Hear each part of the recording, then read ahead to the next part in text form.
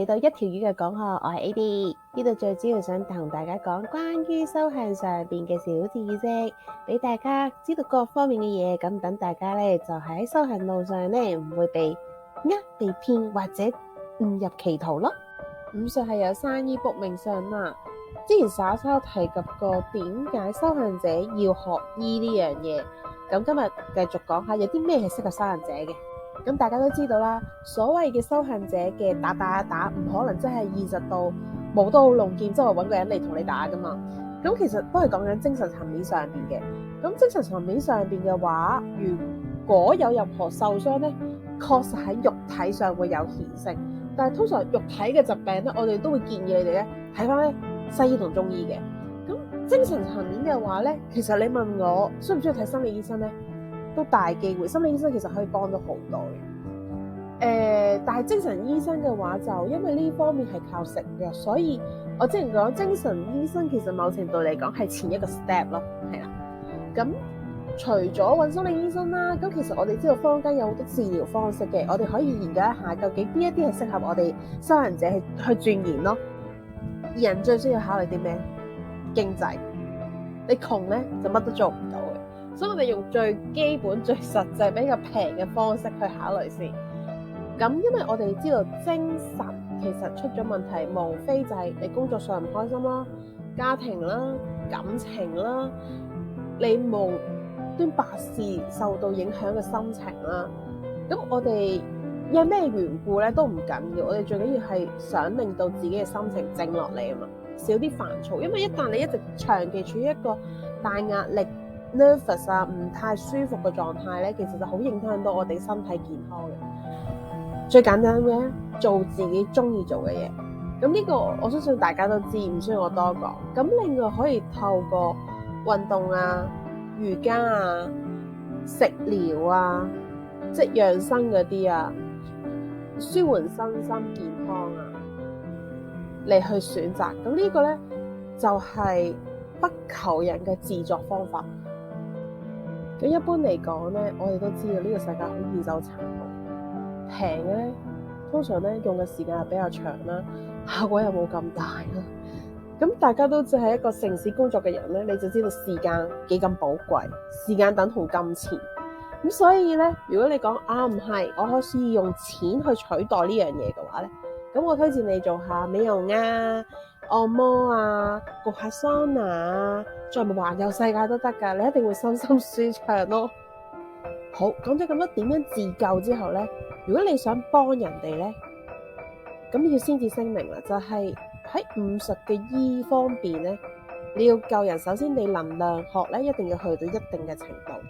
而且你嘅心理狀態、精神狀態都要處於比較好，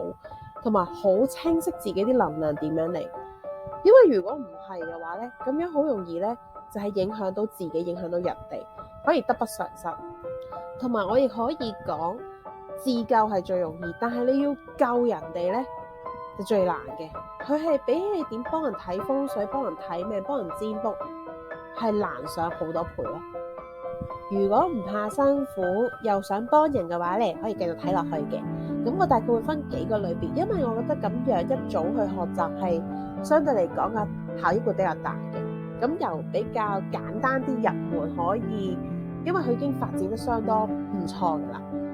第一樣就係，如果你中意靚、中意打扮、中意享受嘅話咧，其實推薦你掌握咗人體基本嘅經絡同埋穴位咧，學習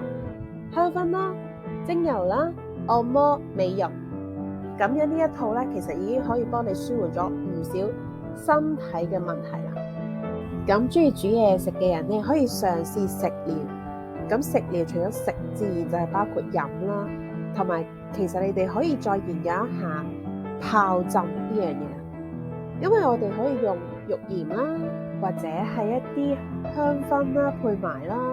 再加上可能係比較天然嘅薑啊、艾草之類，對於泡身體、泡腳、泡手等等，其實都好有作用噶。咁前面兩種咧，其實比較傾向係身體上嘅治療嚟嘅。咁接落嚟咧就係比較偏精神上啦。咁呢樣嘢我就比較傾向係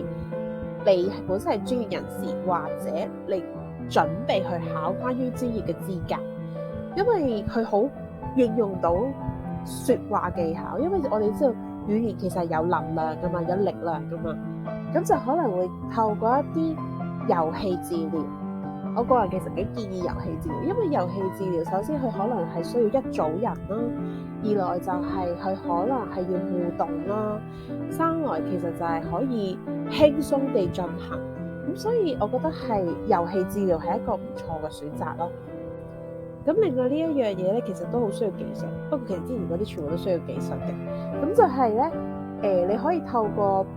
感應你想幫嘅人，作曲作詞，然後咧去得以確認佢嘅狀況，再由唱呢一個當作一個舒緩，同埋或者係你一個好有感染力嘅人，你可以透過你嘅音樂同埋頻率去令到咧身邊嘅人咧得以一齊提升嗰個震動率咯。